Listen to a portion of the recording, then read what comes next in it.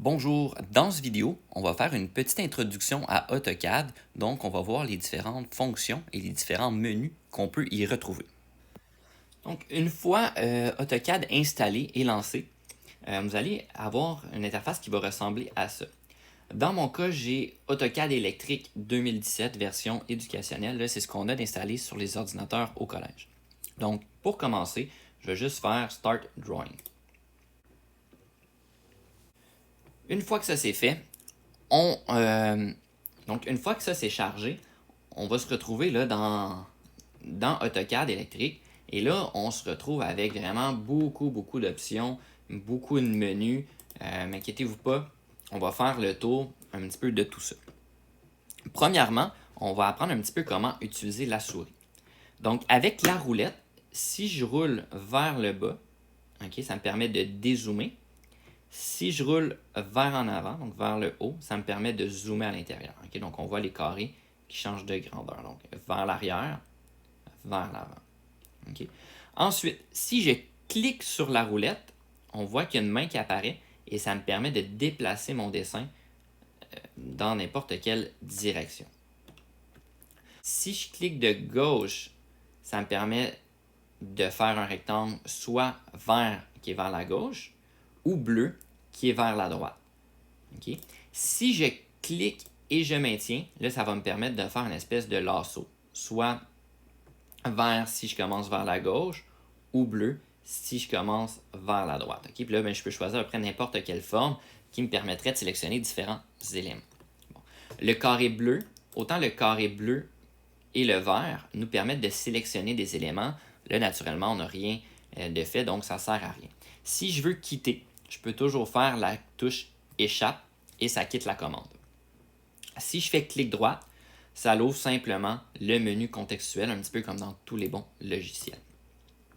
Premièrement, on va avoir l'onglet de dessin ici, ou le menu de dessin, qui nous permettrait de faire des lignes, des cercles, des arcs, des rectangles, différents objets. Si vous voulez avoir un petit peu plus d'informations sur l'objet, tout ce que vous devez faire, c'est laisser votre souris sur la commande en question et ça vous explique un petit peu comment utiliser cette fonction-là.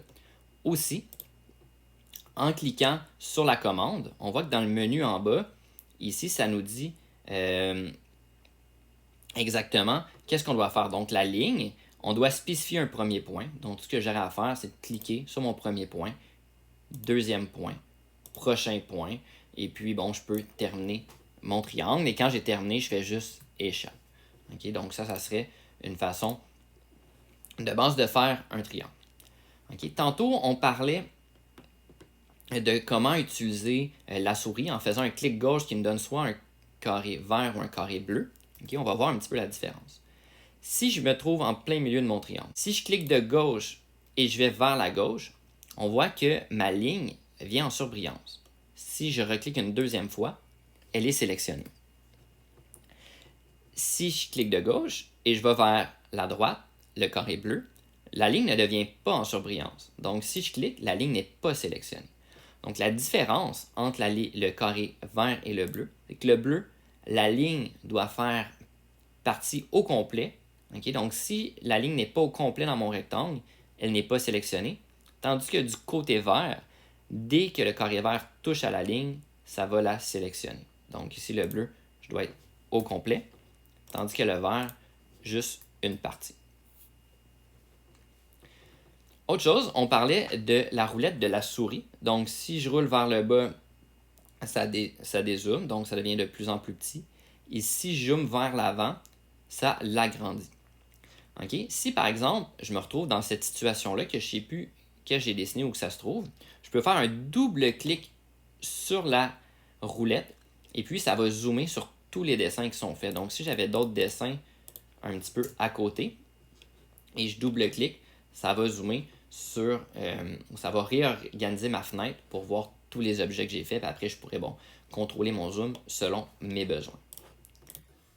Pour supprimer les objets tels que des lignes ou des cercles, comme les lignes que j'ai sélectionnées présentement, je dois appuyer sur la touche Supprimer ou la touche Delete de mon clavier.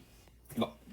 Si on continue à regarder un petit peu les menus, ensuite je vais avoir le menu de modification. Donc, c'est dans ce menu-là qu'on va pouvoir faire des copies, déplacer, faire des rotations, des miroirs, des mises à l'échelle et différentes fonctions comme ça. Les couches, donc la section Layer, ça va nous permettre d'organiser notre dessin sur différentes couches. Donc, d'avoir différents types de traits, différentes couleurs, de pouvoir cacher ou afficher différents objets. Ensuite, dans Annotation, on pourrait écrire du texte et mettre des cotations. Par exemple, si je veux savoir c'est quoi la longueur de ma ligne, la dimension ou les cotations vont nous permettre de le faire. Ensuite, des blocs. Parce que par exemple, que je fais un panneau électrique et j'ai une borne, mais peut-être la borne, je vais en avoir besoin de 50. Mais là, au lieu de dessiner 50 fois la même borne, je vais prendre une borne, je vais faire un bloc avec et je vais pouvoir copier et réutiliser ce bloc-là. Ensuite, je vais avoir les propriétés. Donc, par exemple, la couleur des lignes, le type de ligne ou l'épaisseur de ligne. Donc, c'est des choses qu'on pourra avoir. Tout ce qui est les menus en haut, là, pour l'instant, on va les ignorer. Ça sera des fonctions plus avancées. Nous, on va se concentrer sur ce qu'il y a ici. Ensuite, dans le bas, on a encore plusieurs options.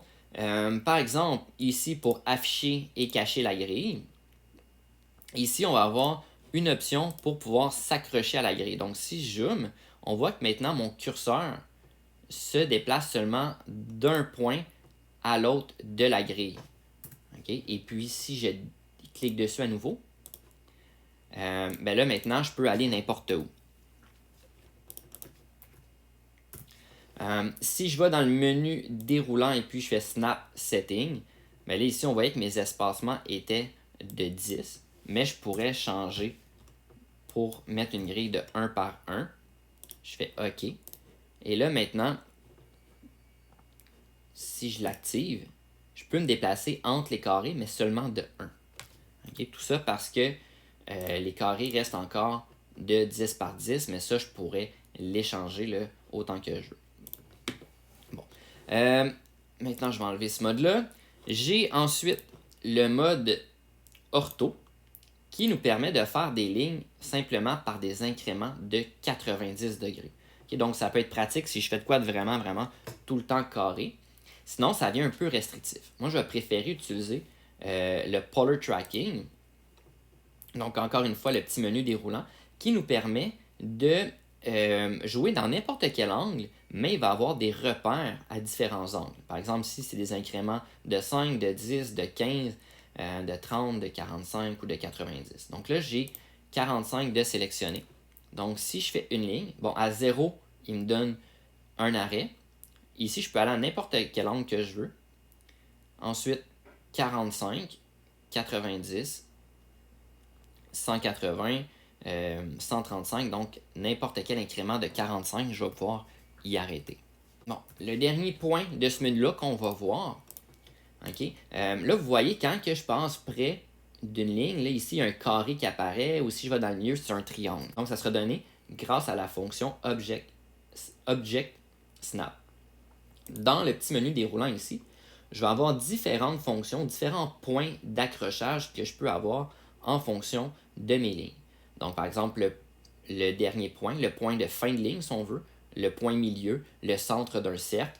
Puis là, j'en ai plusieurs là, qu'on pourrait utiliser en temps et lieu. Donc, ça devient super pratique si je veux commencer ma ligne directement à l'extrémité de l'autre.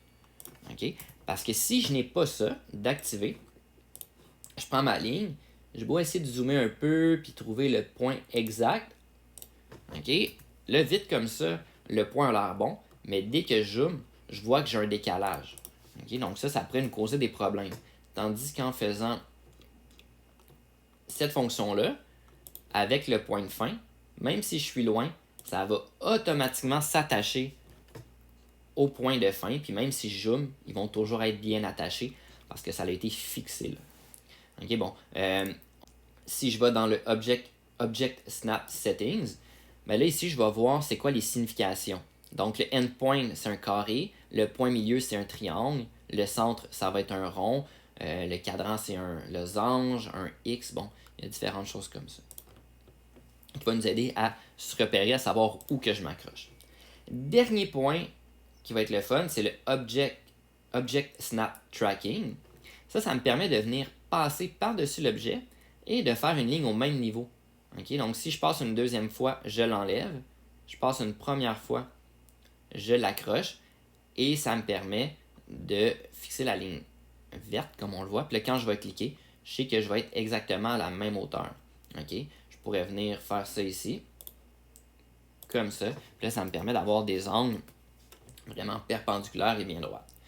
Si j'enlève ça, même si je viens m'accrocher là, dès que je me tasse, j'ai plus la petite ligne verte qui me permet de me guider comme ça. Okay? Donc ça va être les outils de base qu'on va pouvoir utiliser dans AutoCAD. Donc, en plus de ces menus-là, normalement, en haut, là, dans tous les bons logiciels, on a un menu qu'on a fichier, édition et tout.